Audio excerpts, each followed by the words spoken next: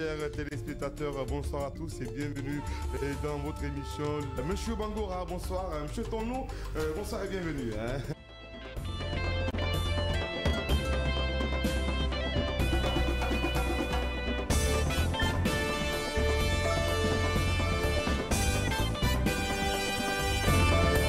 Bonjour à tous, bonjour à toutes. Merci de nous retrouver sur Kavi Média, c'est l'unique média de développement en République de Guinée. Merci d'être des nôtres dans cette émission, le scanner de Kavi Média qui vous parvient du lundi au vendredi quand il est 9h jusqu'à 10h30. Nous vous aidons à comprendre l'actualité majeure. Au menu de ce matin, les Guinéens sont appelés aux urnes dans moins de 3 mois pour élire leur prochain président de la République et surtout mettre fin à une transition qui dure depuis le 5 septembre 2021. Mais avant ce rendez-vous électoral, une nouvelle constitution a été adoptée par référendum le 21 septembre dernier. Elle introduit de nouvelles conditions pour être candidat, inscrites dans les articles 44 et 45 de la nouvelle constitution. Quelles sont ces exigences? Que traduisent-elles politiquement? Nous allons en débattre dans un instant dans cette émission. Le scanner. Dans ce contexte même, certains partis politiques n'ont pas tardé à se positionner. Le PADES est d'ailleurs l'un des premiers à avoir officiellement annoncé sa participation au scrutin présidentiel. Mais pendant ce temps, d'autres dénoncent une constitution taillée sur mesure. Quelle lecture faire de ces annonces précoces? Ce matin, nous accueillons Karim Souma, il est responsable communication du PADES pour en parler. Et puis la Guinée, à l'instar de nombreux pays, a célébré la journée internationale des enseignants. À cette occasion, le mérite des enseignants a été largement salué. Certains les ont même qualifiés de bâtisseurs de l'avenir. Mais derrière ces hommages et ces superlatifs, de nombreuses difficultés persistent et continuent de peser sur ces hommes et femmes de Cré. Ce 5 octobre, ils ont une nouvelle fois rappelé des défis majeurs qui frappent de plein fouet leur profession. Nous recevons donc pour l'occasion Aboubakar Gesto Camara. Il est secrétaire général adjoint du SNE chargé à la communication. Nous prendrons également la direction du CAC où les parlementaires viennent de voter une révision constitutionnelle. Celle-ci porte désormais le mandat présidentiel à 7 ans renouvelable sans limite. Elle prévoit également la création d'un poste de vice-premier ministre et prolonge le mandat des députés d'un an, le faisant passer de 5 à 6 ans. Ce test présenté par le mouvement patriotique du salut intervient à moins de 2 ans après l'adoption d'une nouvelle constitution par référendum. Que cache cette révision? Quels sont les enjeux pour la démocratie cadienne? Nous poserons ces questions à notre consultant Carlos Kitou. Il est analyste en géopolitique. Voilà entre autres sujets à débattre pour ce lundi. Installez-vous confortablement. Bienvenue sur le Média du Développement.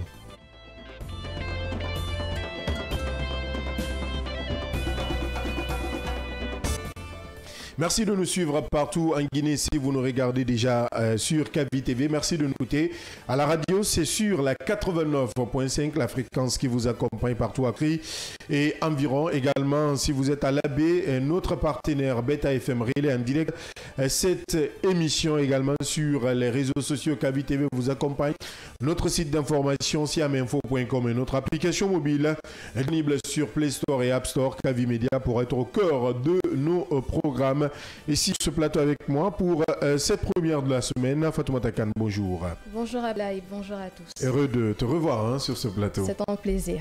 Nous parlons de ce premier sujet. Le 28 décembre prochain, les Guinéens éliront leur président. Un scrutin décisif pour mettre fin à plus de 3 ans de transition après le coup d'État du 5 septembre 2021. Mais avant d'aller aux urnes, le pays s'est doté d'une nouvelle constitution adoptée par référendum le 21 septembre dernier. Dans ce test, les règles du jeu ont changé. Peut-être pour 2 ans et peut-être pour les uns et pour les autres. Les articles 44 et 45 fixent désormais de nouvelles constitutions et de nouvelles conditions pour être candidat à la présidentielle. Alors de quoi s'agit-il exactement, Fatoumata Kane? Eh bien, justement, le texte a été approuvé à plus de 89% des suffrages et promulgué le 26 septembre par le président Mamadi Doumbouya. Le projet de la nouvelle constitution introduit un cadre légal plus détaillé pour la candidature présidentielle, notamment dans les articles 44 et 45. Pour rappel, l'article 44 nous dit que le président de la République est élu au suffrage universel direct au scrutin majoritaire à 2 tours pour un mandat de 7 ans renouvelable une seule fois. Le mandat prend effet à compter de la date d'investiture. Il peut être écourté dans les conditions définies aux articles 161 et 162. Et dans l'article 44, tout candidat aux fonctions de président de la République doit être de nationalité guinéenne, avoir sa résidence principale en République de Guinée, jouir de ses droits civils et politiques, être certifié en bonne santé physique et mentale par un collège multidisciplinaire de médecins assermentés institué par la Cour constitutionnelle, être âgé de 40 ans au moins et de 80 ans au plus, joindre une copie authentique de la déclaration écrite sur l'honneur de ses biens, être présenté soit par un parti politique légalement constitué en conformité avec la Constitution et la loi, soit à titre de candidat indépendant sous réserve du respect des conditions de parrainage requises. Une loi organique définit les conditions d'application du présent article. Ces critères précis sont conformes aux principes démocratiques classiques. Cependant, certains détails soulèvent des inquiétudes. Si avant, il existait des règles qui empêchaient les membres de la transition de se présenter à l'élection présidentielle, ces interdictions ont été retirées dans la nouvelle constitution.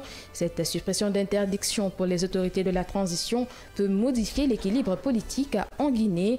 L'importance des mécanismes garantissant l'impartialité tels que la commission médicinale, le parrainage, la neutralité des institutions est essentielle car certaines règles pourraient restreindre l'accès à la candidature. L'attention doit maintenant être portée sur la mise en œuvre du test sous le regard vigilant des institutions, de la société civile et des observateurs. Oui, il faut le rappeler. Merci Fatoumata Kane pour ces précisions. Il faut le rappeler, l'âge minimum parlementaire est de 40 ans. Vous l'avez déjà dit, l'âge maximum est de 80. L'originalité, il faut le dire, l'introduction quand même est très rare en Afrique. Vous l'avez déjà signifié, puisque si nous devons faire une comparaison avec les autres pays de la sous-région, quand on prend le Sénégal, l'âge minimum est de 35 ans et aucun standard, pas de plafond. C'est-à-dire il n'y a pas d'âge maximal du côté du Sénégal. Quand nous prenons la Côte d'Ivoire, c'est la même chose. L'âge minimal est de 35 ans, identique peut-être à de nombreux pays de la CEDEAO. Mais là également, il n'y a toujours pas de plafonnement quant à l'âge maximal de ce côté. Au Bénin également, peut-être qui ressemble un petit peu à la Guinée, le Bénin c'est 40 ans âge minimal et 70 ans. Donc on comprend un peu qu'il y a aussi cette restriction qui existe du côté du Bénin. Au Cameroun, c'est 35 ans et pas d'âge peut-être minimal de ce côté, puisqu'on voit quand même avec Paul Biya aujourd'hui qui est âgé de 90 ans, 90 ans qui reste quand même un débat ouvert ici en Afrique et peut-être pourquoi pas un débat ouvert dans le monde entier, puisque de ce côté il y a le respect des constitutions. Mais en Guinée toutefois, il faut aussi parler des conditions physiques qui viennent s'ajouter à tout ce que vous venez de dire. Il y a cette exigence médicale. Oui. En Guinée, on parle de contrôle par un collège médical nommé par la Cour constitutionnelle. Si nous devons faire une comparaison, au Sénégal, la disposition n'est pas formelle. En Côte d'Ivoire, également, puisque implicitement dans les exigences, cela n'est pas relevé. Au Gabon, ça existait, mais controversé à un certain moment depuis l'arrivée de la famille Bongo. On voit ce qui se passe là-bas. Au Rwanda, qui est aussi un pays aujourd'hui en termes de développement, on voit ce qui se passe de côté. Il n'y a pas également de précision spécifique de ce côté. Si nous prenons le troisième aspect qui parle de nationalité, de résidence et de droits civils, Là également, pour faire une comparaison, on peut dire que la Guinée est restée quand même dans cette norme régionale. La nationalité exclusive, oui. Et avoir sa résidence principale en Guinée, oui. Et parfois, peut-être la facultativité, ou ce qui est facultatif dans tout ce qu'on est en train de dire, c'est la jouissance des droits civils et politiques, qui reste quand même une décision très universelle. Pas que, vous avez parlé aussi de la déclaration de patrimoine. Et on parle de dépôt de déclaration écrite et authentifiée, ce qui n'est pas propre qu'à la Guinée. On a le Sénégal également auprès de l'OFNAC, pour ceux qui maîtrisent un peu la constitution sénégalaise. Au Bénin, il faut aussi faire cela au niveau de la Cour suprême. Au Burkina Faso, qui est aussi un pays en transition, il faut le faire, la déclaration de ses biens au niveau constitutionnel. Au Cameroun, je reste sur le Cameroun pour beaucoup d'aspects, cela n'est pas obligatoire. Donc de ce côté, on peut dire que la Guinée est quand même en train de s'aligner sur les meilleures pratiques en matière de transparence. C'est une disposition qui peut être à la fois controversée pour certains acteurs politiques, mais qui reste quand même positive à condition que le contrôle soit effectif. Parce que là, tout le problème, c'est là. Vous, dans votre conclusion, vous avez rappelé tout à l'heure que les regards sont tournés vers les acteurs, les institutions et les acteurs sociaux politiques aujourd'hui, qui sont quand même des acteurs majeurs.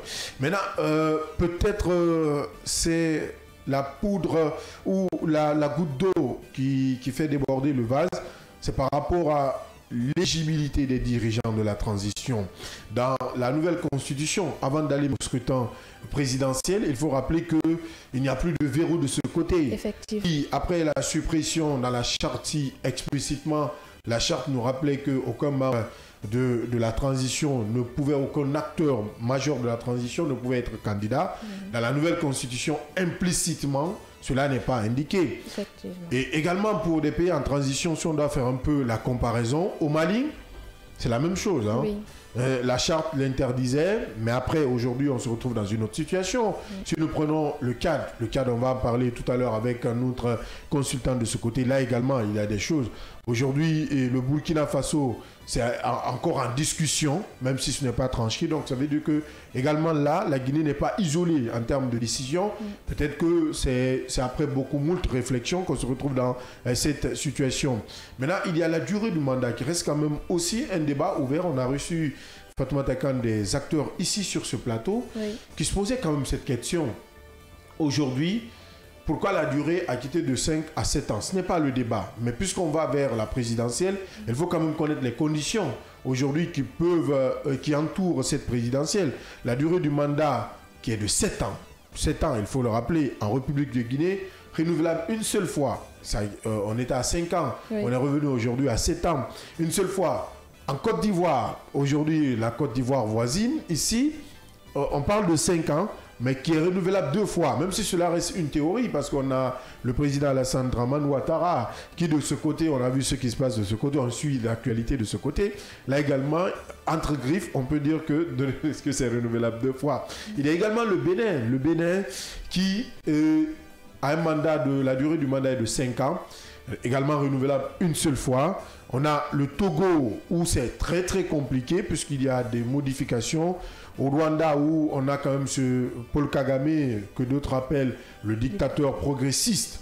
Malgré tout, malgré cette modification, malgré le non-respect peut-être de la Constitution, il parvient quand même à amorcer un véritable développement. Donc également à ce niveau, avant d'aller à la présidentielle, on pourrait dire que le passage à 7 ans peut être notable pour certains, pour beaucoup d'observateurs, parce que selon les arguments avancés par les uns et les autres, le CNT notamment, qui est à la base même de la rédaction de cette nouvelle constitution, qui est promulguée, il faut le rappeler, adoptée, promulguée par le président de la République, le général Mamadi Doumbouya, aujourd'hui avait pour argument 5 ans c'était petit, il faut laisser les travaux se dérouler, l'Afrique dépense trop dans des élections, ce qu'on pourrait utiliser, il faut réduire, au lieu de faire en 15 ans ou en 14 ans 5 élections, on se retrouve à 2 élections, donc 7 ans par mandat, 2 mandats, c'est suffisant pour celui en tout cas qui veut amorcer un véritable développement, sauf changement de dernière minute, pourrait quand même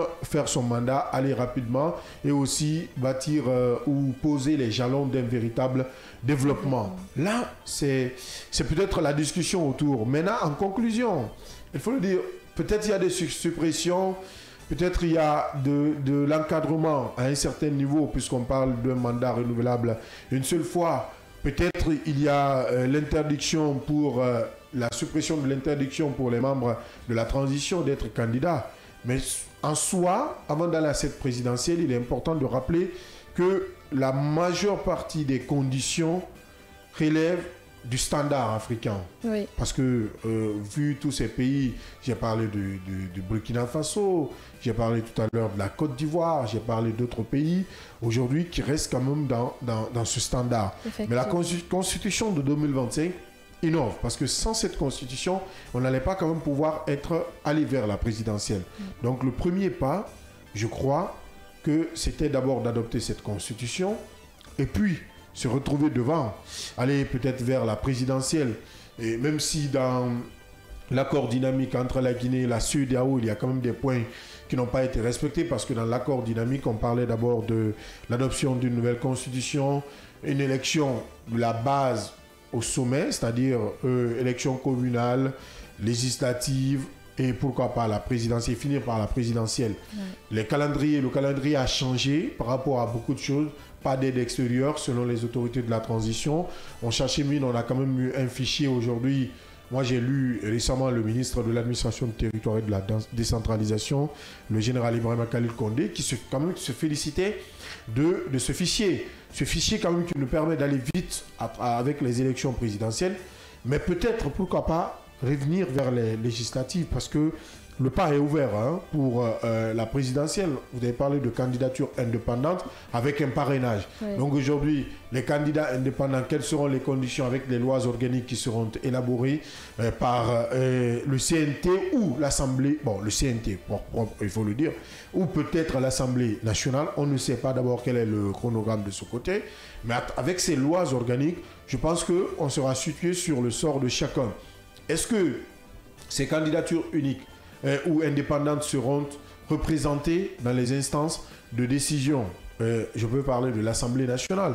Est-ce qu'un candidat libre, indépendant aussi pourrait avoir, selon la Constitution, c'est possible, mais pourrait avoir, selon les lois organiques, comment et pourquoi, comment il doit procéder, comment elle doit procéder, et la personne pour cette candidature indépendante. Tant de questions qui sont soulevées, mais ce qui reste clair, on tend vers la présidentielle, et pour être candidat à la présidentielle, les conditions sont très claires. L'une des conditions, il faut avoir son domicile ici en République de Guinée. L'autre condition, c'est l'âge. L'âge, on parle de 80, l'âge minimal, vous l'avez maximal, pardon. Vous l'avez déjà rappelé.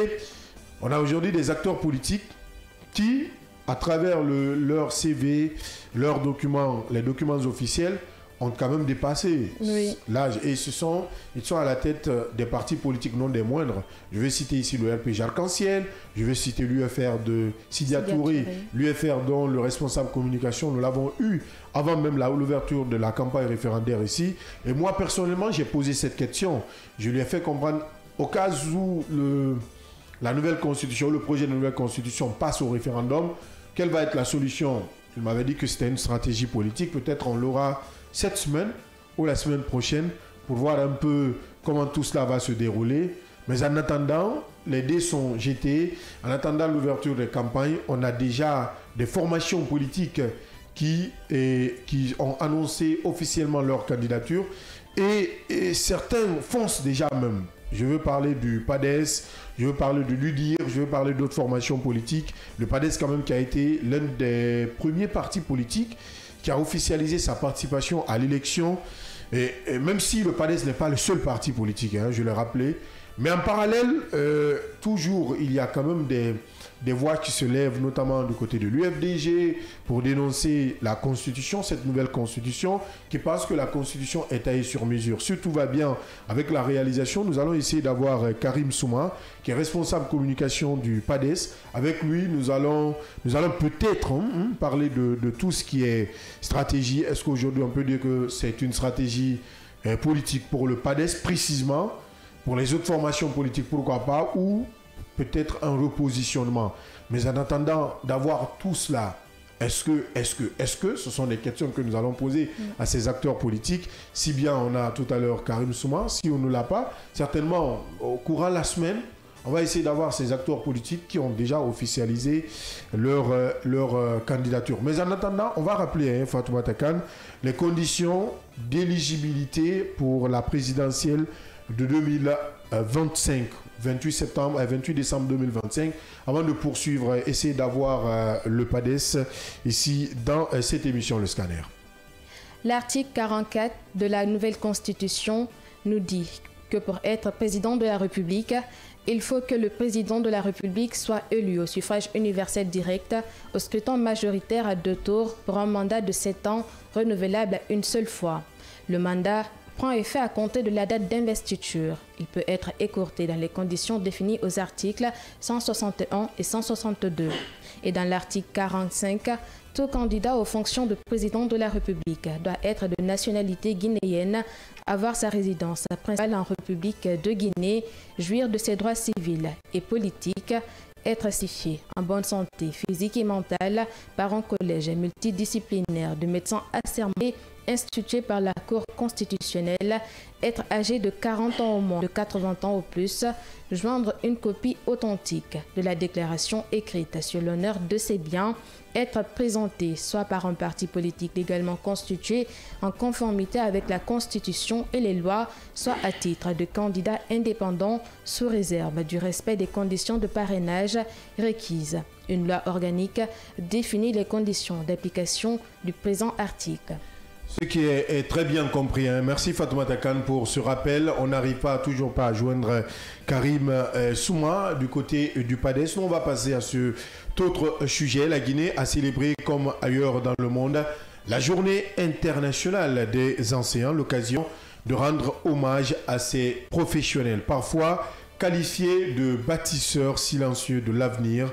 Mais derrière les éloges, les enseignants guinéens continue, il faut le rappeler, de faire face à de nombreuses difficultés. Ce 5 octobre, plusieurs d'entre eux, ces enseignants, ont de nouveau dénoncé des difficultés qui assaillent leur corporation. Pour en parler, nous aurons tout à l'heure, au bout du fil, le responsable secrétaire général adjoint chargé à la communication du SNE pour en parler, pour en tout cas nous élucider un peu ces difficultés auxquelles font face les enseignants de Guinée, puisqu'hier, vous l'avez suivi, c'était le 5 octobre, journée internationale des enseignants en Guinée. La Guinée n'est pas restée en marge. Nous avons suivi les différents discours des syndicalistes, la prise de parole même du ministre de l'enseignement préuniversitaire et de l'alphabétisation, qui a quand même salué les efforts consentis par ces acteurs du système éducatif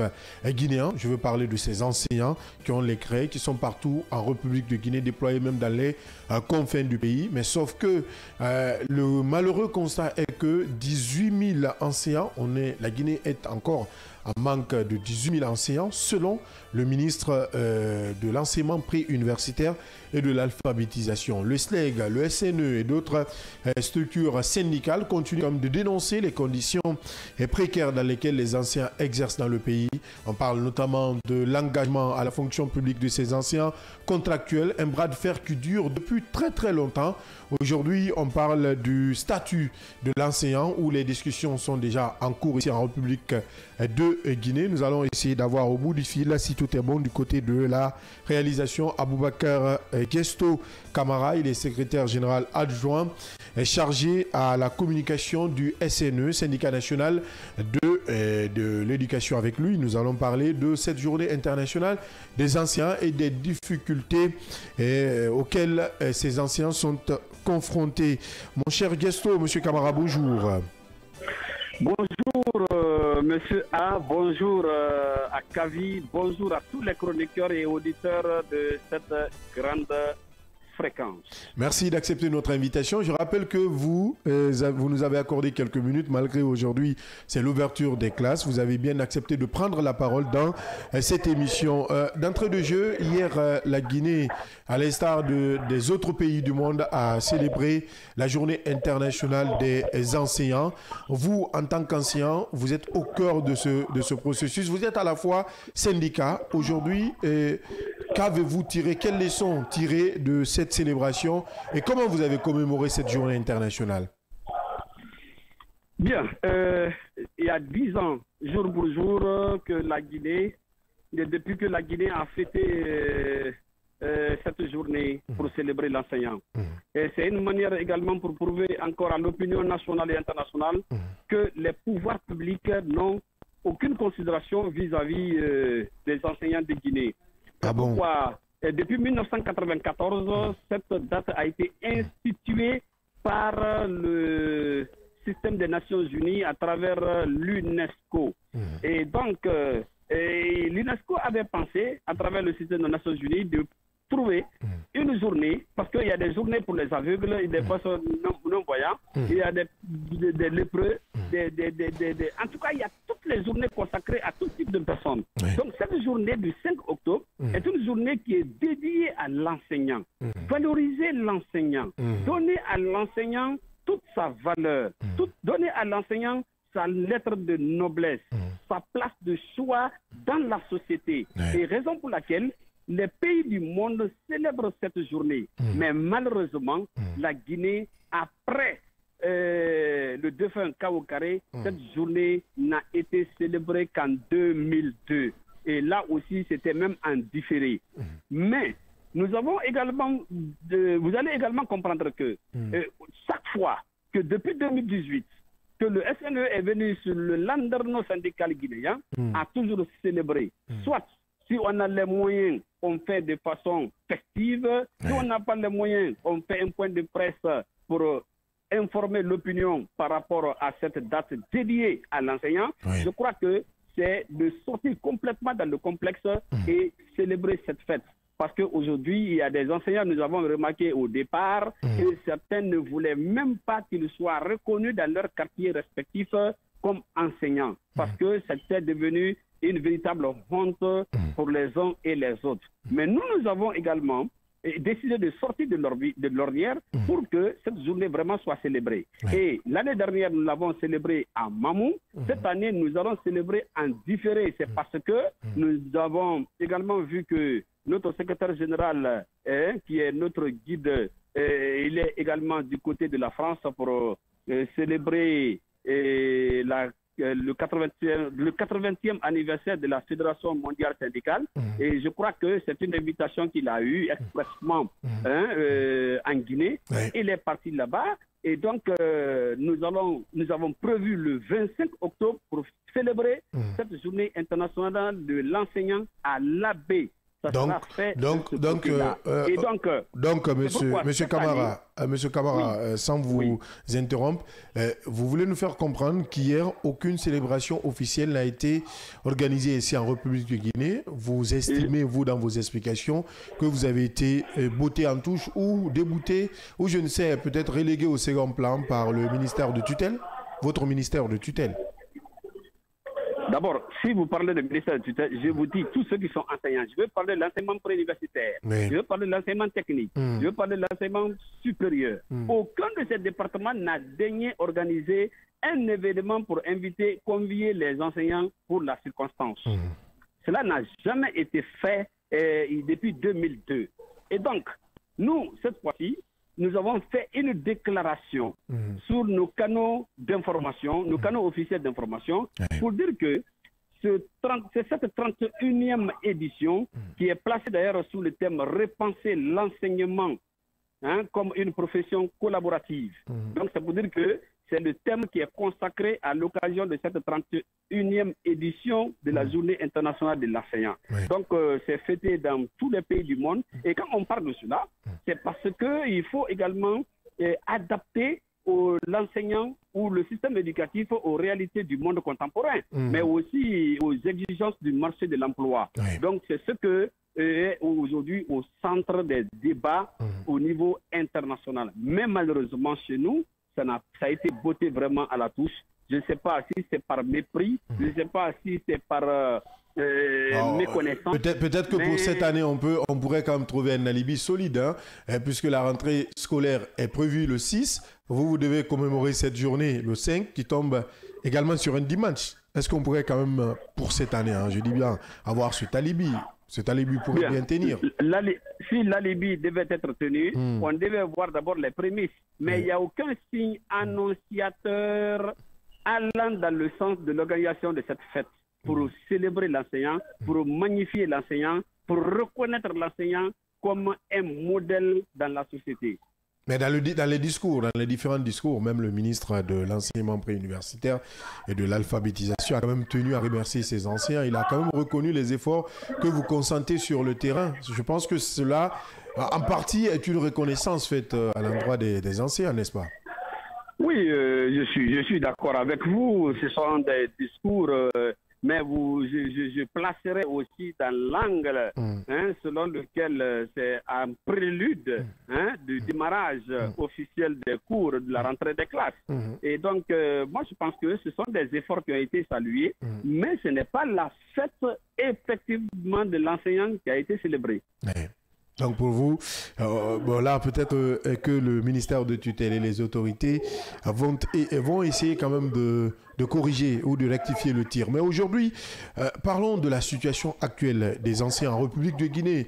Monsieur Camara, vous êtes syndicaliste, vous êtes à la fois enseignant, il faut le préciser. Quels sont aujourd'hui les principaux défis auxquels les enseignants guinéens sont confrontés? Parce que chaque fois, on vous voit crier ça et là par rapport à beaucoup de difficultés que vous vivez. Aujourd'hui, quels sont les principaux défis auxquels les enseignants guinéens sont confrontés, monsieur Camara?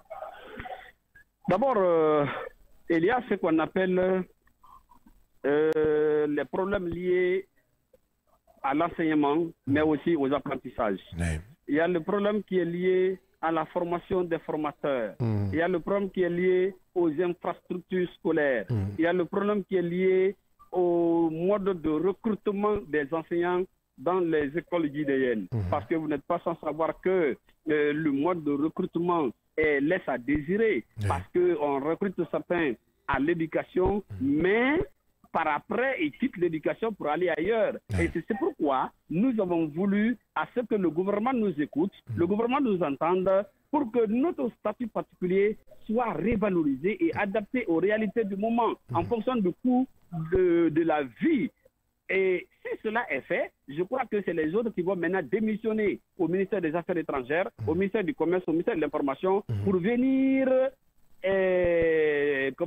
enseigner dans les écoles guinéennes. Parce qu'ils veulent maintenant se réclamer enseignants, parce que la profession est maintenant valorisée, elle est attractive et vraiment elle défie toute concurrence.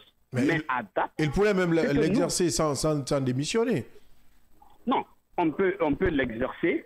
Mais on peut même venir pour que le statut soit enseignant, parce que c'est le statut des enseignants. Ouais.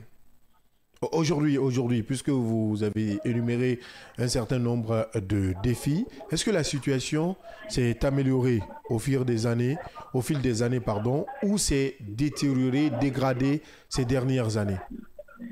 Bon, au fait, on a salué un grand pas, parce que 1000 km commencent toujours par un petit pas. Ouais. Nous avons salué depuis l'arrivée des autorités du CNRT en 2021. Il y a eu un pas qui a été vraiment franchi, parce qu'on a vu qu'il y a eu ce qu'on appelle une révalorisation de la valeur monétaire du point d'indice à hauteur de 35% pour tous les fonctionnaires.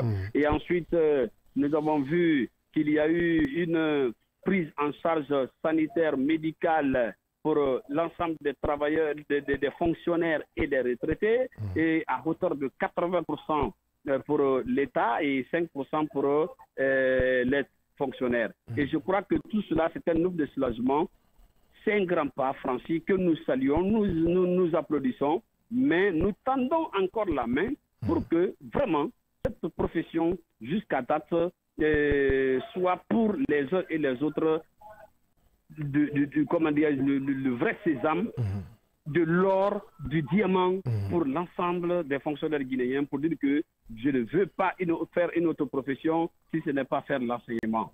Donc, c'est ce que nous voulons, que cela soit fait. Et pour le réaliser, il va falloir que Monsieur le Président de la République, chef de l'État, ait un œil solennel sur ce statut particulier afin de le signer dans l'avantage des enseignants de Guinée. Si vous parlez de statut particulier, vous voulez certainement parler des conditions de travail. Aujourd'hui, quelles sont de travail et de vie. Aujourd'hui, parlant des conditions de travail, comment sont-elles dans les dans les établissements publics, puisqu'au privé, aujourd'hui, il y a quand même un grand écart entre le traitement au niveau du privé et au niveau du public. Aujourd'hui, est-ce que les conditions de travail, toutes les conditions de travail, ou ne serait-ce la majeure partie des conditions de travail sont réunies pour que vous puissiez au moins donner des cours propices, appropriés aux élèves et apprenants? Bon, d'abord, je tiens à vous rappeler que ce que l'enseignement public fait comme entretien vis-à-vis de l'enseignant est plus que ce que le privé fait. Ah bon? Ça, c'est sans nul doute. Parce que quand vous prenez le salaire qui est obtenu au niveau de la fonction publique et ce que le privé donne, c'est également une différence océanique. Donc, et ensuite, pendant les vacances, les enseignants sont pris en charge par l'État. Et pendant que les privés ne sont pas pris en compte. Donc c'est pour dire encore une fois que lorsque les enseignants se retrouvent dans le secteur privé, c'est pour un peu colmater les brèches, également boucher les petits trous.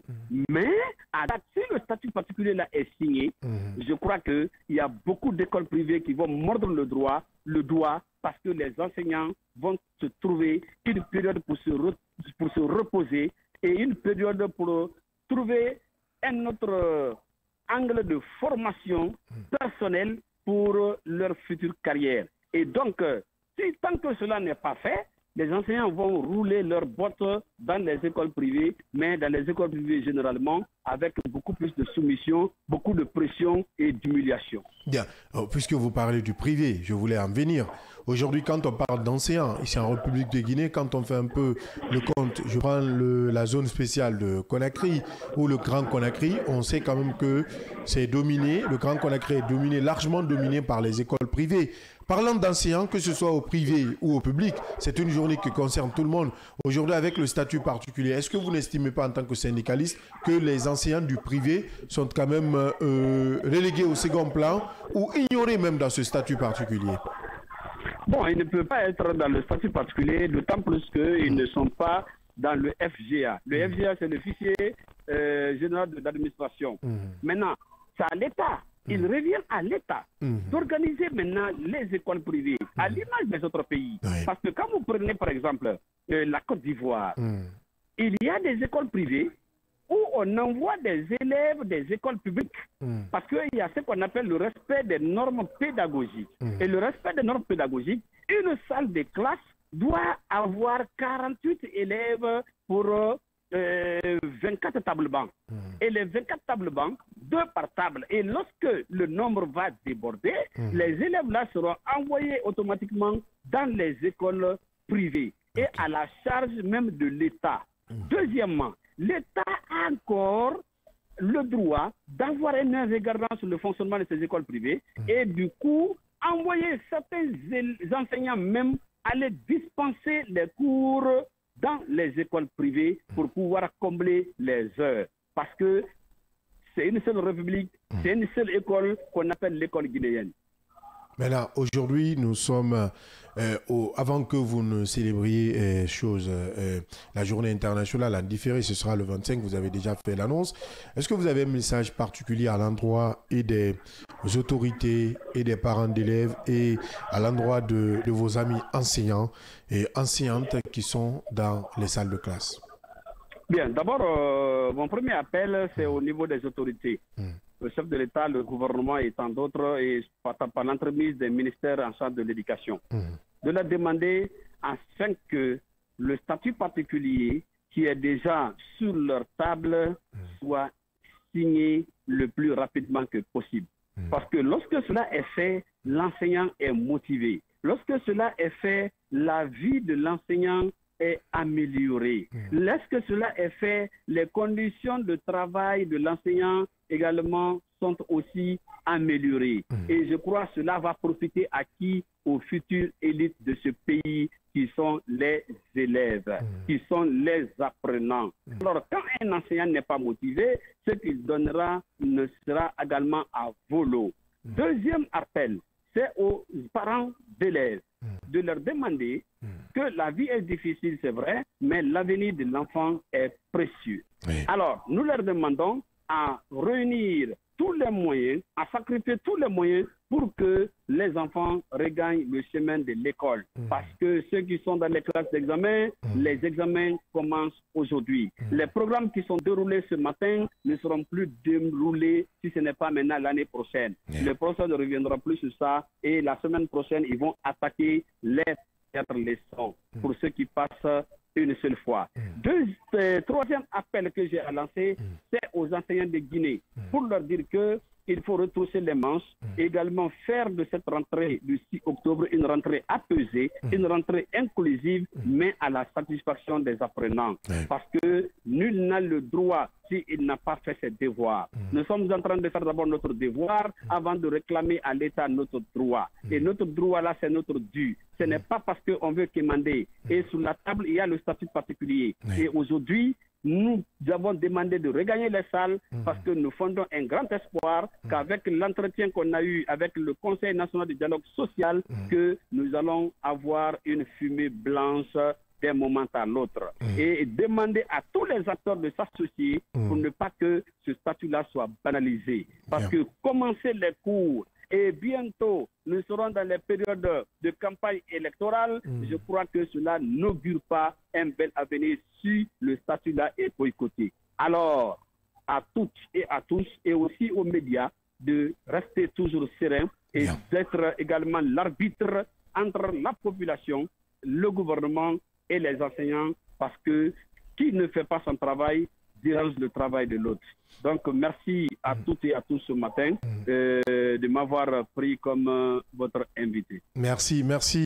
Aboubakar Gesto Camara, il est secrétaire général adjoint chargé à la communication du SNE. Merci d'avoir répondu à nos questions, hein, monsieur Camara. C'est un grand plaisir et mes élèves ne font que me regarder et également démarrer le cours. Merci beaucoup. Bonne journée de travail dans les salles de classe de Conakry. Gesto qui était notre invité, l'un de nos invités ce matin, il faut le rappeler. Une pause et derrière nous, on prendra la direction du Tchad pour parler de cette modification constitutionnelle. Et ce sera avec notre consultant, Carlos Keteou. Une pause. D'abord, on se retrouve après.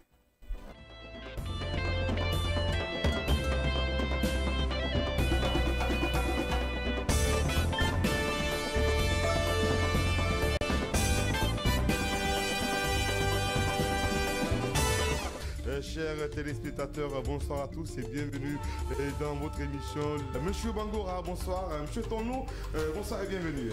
Bonsoir. Sur le plan national comme sur le plan international, quel sentiment Tu ne m'as même pas laissé essayer une fois.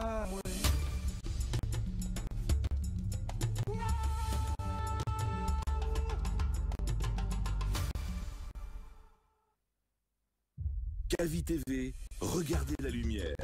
Kavi TV, télé du développement. Tu t'appelles sur la carte d'identité nationale Marie-Louise Ouamounou. Oui. Ton nom d'artiste aussi c'est Marie-Louise Ouamounou. Pourquoi tu n'as pas changé? C'est ce nom que mon papa m'a donné, donc je n'ai pas voulu changer.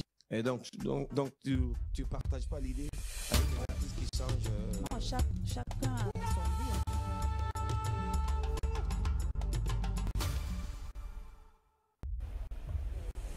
Kavi TV, regardez la lumière. Kavi TV, la télé du développement. Kavi TV, c'est plus qu'une chaîne. C'est la voix de ceux qui construisent et transforment leur quotidien. Reportages, débats, documentaires. Chaque contenu est pensé pour éduquer et éveiller les consciences. Agriculture, éducation, santé, environnement, entrepreneuriat. Les vrais enveloppements sont au cœur de notre mission. Kavi TV, la télévision de développement proche des réalités, tournée vers l'avenir. Informer pour agir, inspirer pour grandir. Rejoignez-nous sur Kavi TV.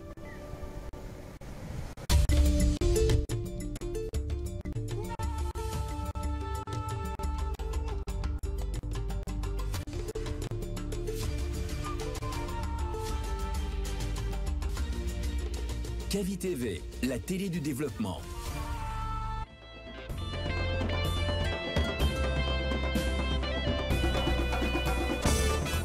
Merci de nous retrouver dans la deuxième et dernière partie de cette émission. Le scanner, je vous l'annonçais tantôt, au Tchad, les députés et sénateurs viennent de modifier la Constitution. Le mandat présidentiel passe à 7 ans, renouvelable sans limite avec la création possible d'un poste de vice-premier ministre et la prolongation du mandat des députés de 5 à 6 ans. Une norme lourde, il faut le rappeler, proposée par le parti au pouvoir, le MPS, du président Mohamed Idriss Déby Itno, à peine 2 ans après le précédent référendum. Pourquoi une telle révision maintenant? Est-ce le début d'une présidence à vie déguisée? Quel impact sur la stabilité du pays, sur la démocratie dans la sous-région? Pour répondre, nous avons en ligne Carlos Keteou, notre consultant. Il est spécialiste en géopolitique. Bonjour Carlos.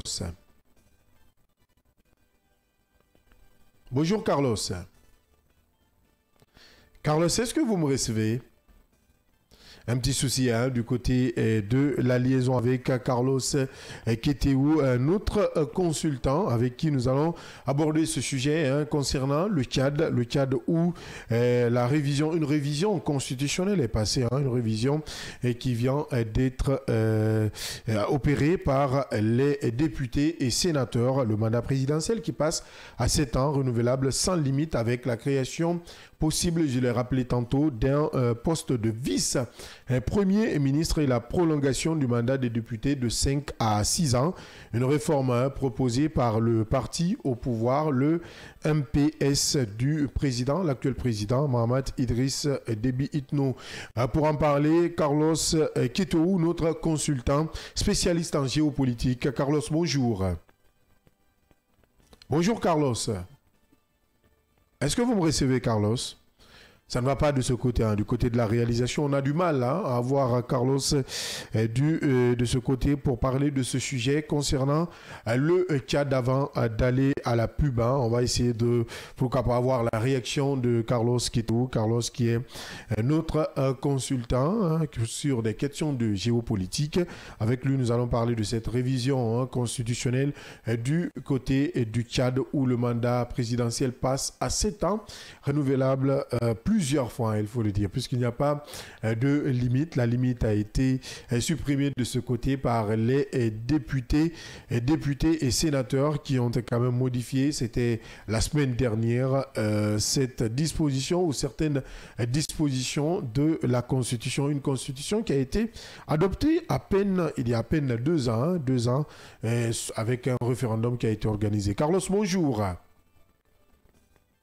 Bonjour. Merci. Cette fois, c'est la bonne. Merci d'accepter notre invitation. Heureux de retrouver une nouvelle fois encore dans cette émission, le scanner, Carlos. C'est moi qui vous remercie. Carlos, vous avez suivi comme moi cette actualité du côté du Tchad. Vous êtes spécialiste en géopolitique. Comment interprétez-vous la décision d'étendre le mandat présidentiel à 7 ans, renouvelable indéfiniment au Tchad? Écoutez, au Tchad, étendre le mandat présidentiel à 7 ans, renouvelable indéfiniment, comme nous l'avons appris, c'est adopter un manuel de pouvoir permanent. Et c'est ce qui est aujourd'hui la mode au niveau de l'Afrique subsaharienne, particulièrement en Afrique de l'Ouest. Et la Constitution devient un outil pour verrouiller le trône plus qu'un gagnant des règles de jeu démocratique. C'est vraiment regrettable pour les démocraties africaines. Mais ce qu'il faut remarquer, c'est que l'histoire tchadienne est très tranchante sur la question. Vous vous rappelez que la passation politique dans ce pays est toujours faite au bruit des armes, jamais par des urnes apaisées. De Tombalbaye, le premier président Haïtien Abré, de Déby père à Déby fils. Le pouvoir se gagne et se perd dans la poussière des rébellions. Ce pari, c'est un pari risqué du fils Déby qui ignore la mémoire collective du pays où chaque verrou institutionnel finit par sauter sous la pression sociale ou militaire. Et témoignent les rébellions qui se sont engagées dans l'histoire du Tchad. Ce n'est pas étonnant pour le fils d'Éby qui s'est proclamé maréchal dès sa prise de pouvoir. Ça, c'était des signes annonciateurs de la boulimie du pouvoir. On voyait déjà en l'homme l'obsession. Et il ne peut que passer par des forceps constitutionnels pour essayer d'étendre son règne à vie.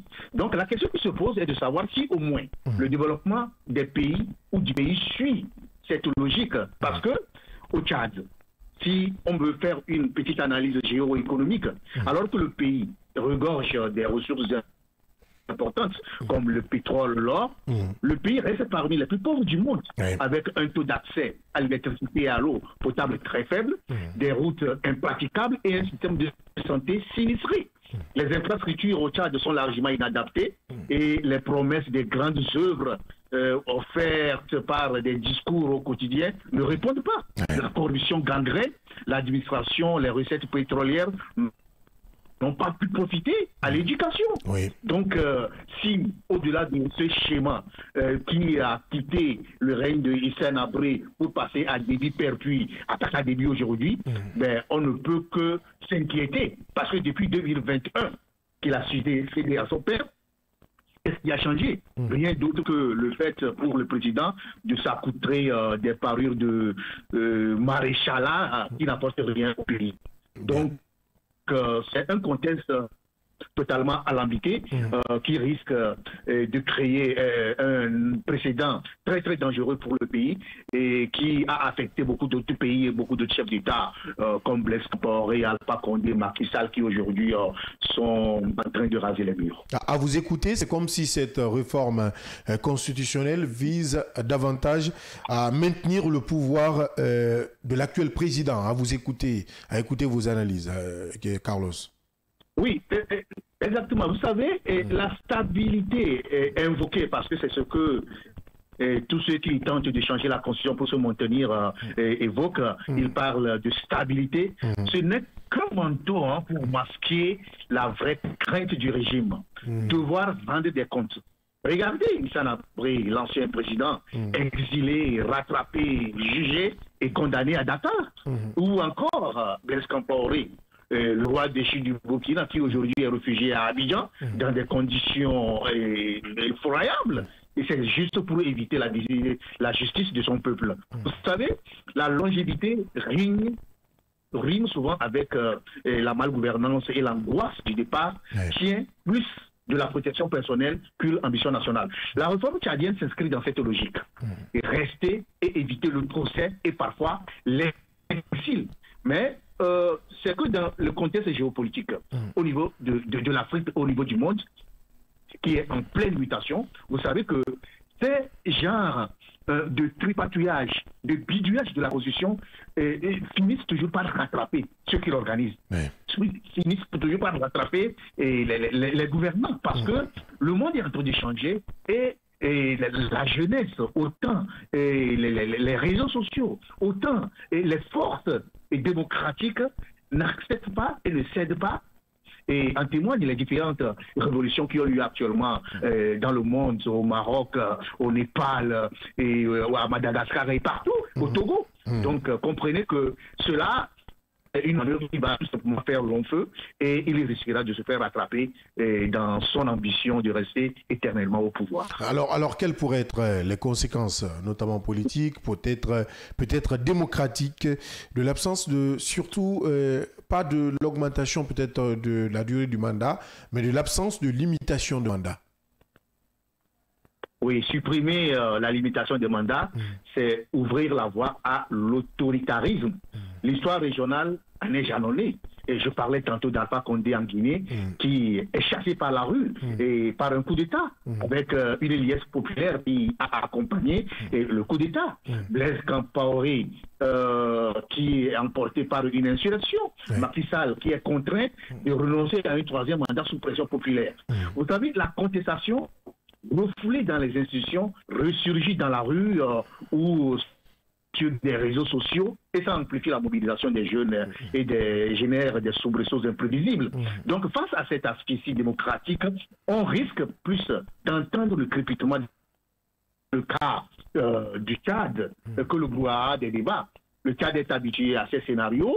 Et Kaka Déby, le président actuel qui organise des tours de passe pour se maintenir au pouvoir, il mesure la portée de cette modification. On parle de haut risque et responsabilité intégrale.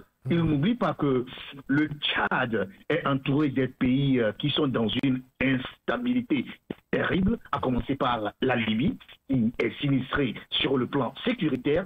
Les armes circulent et il y a des rébellions qui restent en veilleuse et au même moment, ils créent des mécontentements au jour le jour en arrêtant des opposants. L'ancien Premier ministre est actuellement en prison, c'est Masra, et puis des voix dissonantes sont en prison. C'est juste ce qu'on appelle une bombe à retardement. Il finira par exploser ou imploser au sein même du système de régime de Tchad. Pour ne pas tout peindre en noir, Carlos, est-ce qu'aujourd'hui existe-t-il des mécanismes capables, pourquoi pas, de prévenir tout ce que vous êtes en train de dénoncer, abus de pouvoir et autres, avec ce nouveau cadre constitutionnel? Est-ce que vous estimez qu'il y a quand même des mécanismes capables de prévenir tout ce que vous dénoncez là? Oui, au Tchad, comme dans la plupart des régimes où le pouvoir dure trop longtemps, les vraies oppositions sont étouffées, les parlements domestiqués, la justice souvent instrumentalisée. Le résultat, c'est que la société civile est reléguée à la clandestinité, des médias sous pression et l'espace de contestation déplacé vers la rébellion ou l'exil. Mais quand la parole et le vote sont confisqués, on risque fort. Mais aujourd'hui, je pense que les voies et moyens est de faire entendre raison les autorités tchadiennes et de tous les pays qui ont tendance à changer les constitutions. Vous savez, la voie royale dans ce contexte, c'est la voie de dialogue, la voie d'entente et la voie de respect des constitutions. Donc, il faudrait faire l'effort pour que le président et Déby puissent rassembler et l'opposition et la société civile autour des modifications autour de ces genres d'initiatives pour éviter le chaos. Parce que quand on est dirigeant d'un pays, il faut plutôt privilégier. Et en plus, le développement du pays et le bien-être, les libertés fondamentales que son fauteuil personnel. Donc, la voie royale, comme je l'ai dit, c'est ouvrir rapidement le dialogue face à la contestation, essayer de créer des conditions de libération des personnes qui ont été abusivement arrêtées et d'amorcer le développement pour un bien-être au peuple.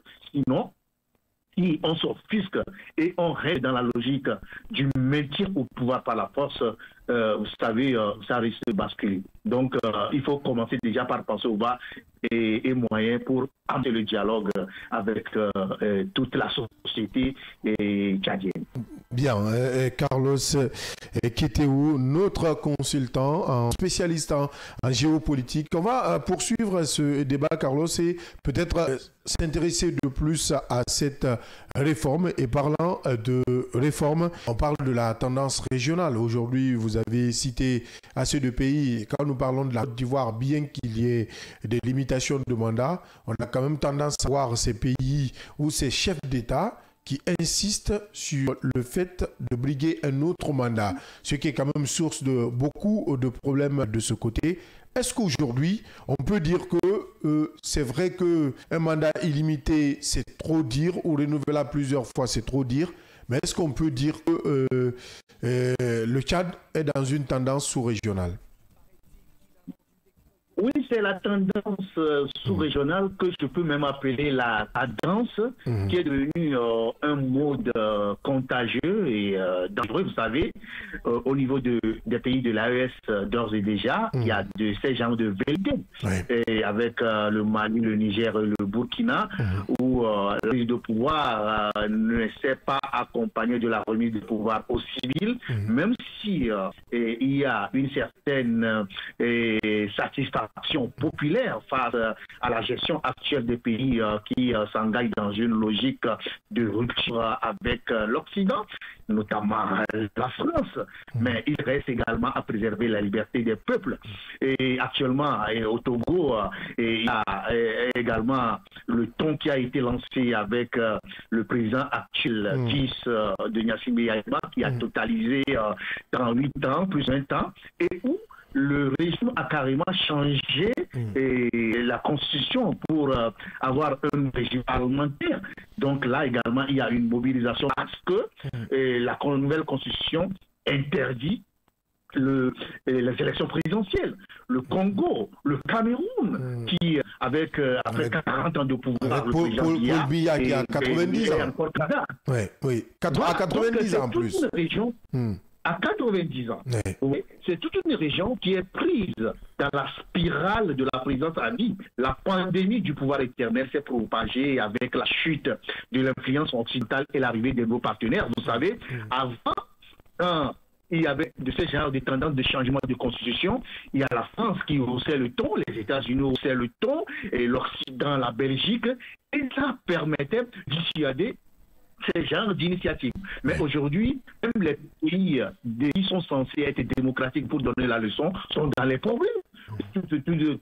D'ailleurs, le Premier ministre français qui a été nommé, qui a formé son gouvernement quelques heures, a démissionné. Ça veut dire que c'est une crise.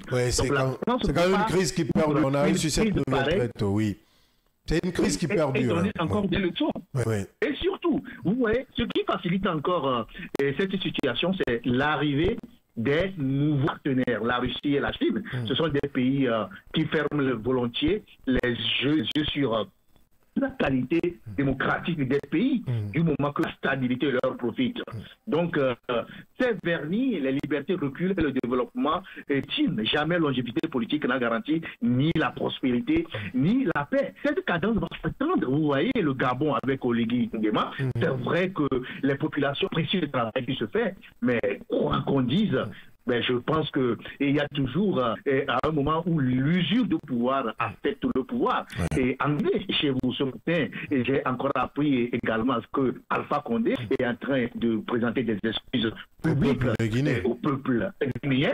Oui, ça c'est une ouverture qui est vraiment appréciable. Mais un moment, après le référendum que nous avons connu en Guinée, vous allez voir que dans les prochains jours, le pouvoir va commencer par se conforter et que le président actuel qui est venu par coup d'État va chercher aussi à s'installer confortablement et créer des conditions de ne pas vite quitter le pouvoir. Ça risque de venir.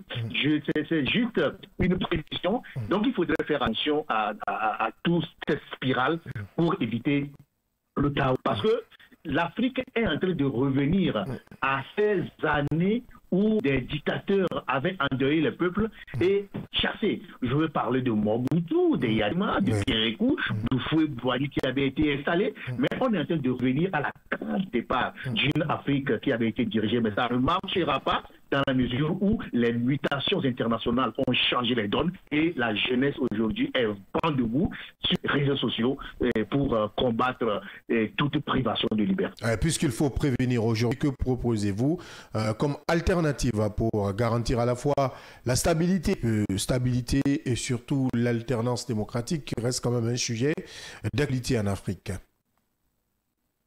Je n'ai pas la prétention de faire des propositions, mais il y a des exemples en Afrique où la limitation du mandat a permis des transitions sans chaos. Vous voyez, la Zambie, le Bénin, de Patrice Talon aujourd'hui, où le candidat désigné par la mouvance présidentielle est maintenant mis en vedette et le président sortant est en train de disparaître des dates, comme si il avait déjà fini son mandat, alors qu'il lui reste encore quelques mois à passer à la tête du pays. Ça, c'est appréciable. Le Ghana, où la transition et l'alternance se fait comme, je ne sais pas, une formalité, où on ne sent même pas qu'il y a eu des élections, alors même que le président John Mahama a encore la raison d'être candidat pour un prochain mandat. Même dès la prise de pouvoir de son premier mandat, il dit qu'il renonce au prochain mandat. Ça veut dire lui, il a même essayé d'écouter même la possibilité d'être au mandat. Même le Sénégal, après le recul de Macky Sall, face à la mobilisation citoyenne, il y a une démocratie qui s'est imposée et qui risque... D'autres observateurs même, excusez-moi, quand on se parle de punition vis-à-vis de Macky, parce qu'ils estiment que les Sénégalais n'ont pas voté pour Bassirou, parce que c'est Bassirou Diomaye Faye, mais plutôt pour punir Macky Sall. Oui, vous voyez, c'est que quand les peuples se voient un peu opprimés par une pénalité qui veut résister face à cette population contre les lois, mais la population sont mobilisées pour sanctionner. Vous avez connu ça en France où pour punir la droite, on a dû voter pour la majorité présidentielle juste pour éviter le chaos. Donc au Sénégal, c'est le même scénario et les gens ont puni, ont cherché à faire quitter Macky Sall pour le coup, ce qui faisait que c'était un peu le soin TSM, tout sauf Macky Sall, oui. Tout sauf lui. On pouvait présenter n'importe quel candidat. Mais il faut avouer également que l'opposition à l'époque avec le duo Sonko-Diomaye était un duo magique qui avait une grande popularité au sein de la population, au sein du peuple, au sein de la jeunesse. C'est pourquoi cela a été rendu possible. Et c'est cette mutation, cette révolte au niveau de la population qui a cédé, qui n'a pas pu aboutir. Donc, pour sortir du cercle vicieux, comme solution, pour pouvoir captif, il faut, comme je l'avais dit, un réel dialogue national et une protection des contre-pouvoirs actifs. Les contre-pouvoirs, je veux parler de la société civile, je veux parler des médias, je veux parler des organisations de défense des droits de l'homme. Il faut les protéger pour essayer de créer des conditions favorables à la gouvernance du pays. Sinon, on risque de basculer dans les violences et dans les dictatures qui avaient marqué et utilisé l'Afrique dans les années 70-80. Et avant peut-être de ce qui compte de ce sujet, quel est le message à adresser? Puisqu'aujourd'hui, vous n'avez pas la prétention de proposer, mais quel est le message adressé aux citoyens, aux acteurs politiques tchadiens face à cette évolution politique? Chacun doit retenir qu'un pays fort se construit pour la confiance, pas sur la peur. Refuser la présidence à vie, c'est choisir de donner chance à l'avenir. Les réseaux sociaux ne cesseront jamais de relayer les injustices, amplifiant chaque abus de chaque gouvernement, de chaque mouvement contestataire. Donc, la jeunesse a compris que la stabilité sans alternance est une impasse. Il est temps de redonner du souffle à la démocratie, d'exiger reddition des comptes et des droits sociaux pour en faire sortir du paradigme de la poudre et du plomb. Vous savez, les chefs d'État, c'est à eux qu'il faut d'abord adresser ce message. C'est qu'ils doivent se rendre compte que le monde a changé et les mutations internationales ont imposé la liberté et la bonne gouvernance. Parce que les gens voient tout ce qui se passe dans les autres pays. On ne peut pas être dans un pays sinistré comme le Tchad qui a des ressources, alors que des pays qui ont moins de ressources que le Tchad vivent mieux et créent des conditions de développement et d'émergence. Je veux parler du Bénin, je veux parler du Ghana, je veux parler de la Côte d'Ivoire. Donc il y a des pays qui sont moins riches que ces pays-là, mais qui en fait se développent. Donc les dirigeants doivent comprendre que les pouvoirs au niveau des États ne constituent pas leur propriété privée et doivent lâcher prise pour créer des conditions de partage des richesses et de bonne gouvernance. Et je ne dirai pas au peuple tchadien ce qu'il faut faire. Mais face à la répression, à l'injustice et à la confiscation des biens publics, la jeunesse sait quoi faire pour sauver son avenir prise en otage. Parce que si aujourd'hui le pouvoir est embrigadé et que les gens ne peuvent pas s'exprimer et qu'on ne peut pas se prononcer sur la gestion du pays, c'est l'avenir de la jeunesse qui est mise en cause. Et la jeunesse sait dans ce cas ce qu'il faut faire. Ce qu'il faut faire, Carlos Sekou, spécialiste en géopolitique, notre consultant. Merci d'être intervenu dans cette émission, Carlos. C'est moi qui vous remercie. Merci et à très vite dans cette émission Le Scanner sur Kavi Média. Vous l'avez compris, nous sommes à la fin de cette émission que vous avez suivie avec beaucoup d'intérêt, il faut le dire, avec nos différents invités. Malheureusement, on n'a pas pu parler de ce sujet concernant la déclaration ou l'annonce officielle de certains partis politiques. Ce n'est que partie remise. Demain, nous allons essayer d'avoir, pourquoi pas, un autre invité pour parler de ce sujet crucial pour la République de Guinée, puisque le scrutin présidentiel est prévu pour le 28 décembre 2025. Merci à Fatmata Khan, merci aux équipes techniques et à la réalisation. On se retrouve donc demain, même heure, même fréquence, avec la même énergie pour d'autres sujets d'actualité sur le seul et l'unique média de développement en République de Guinée. À très vite.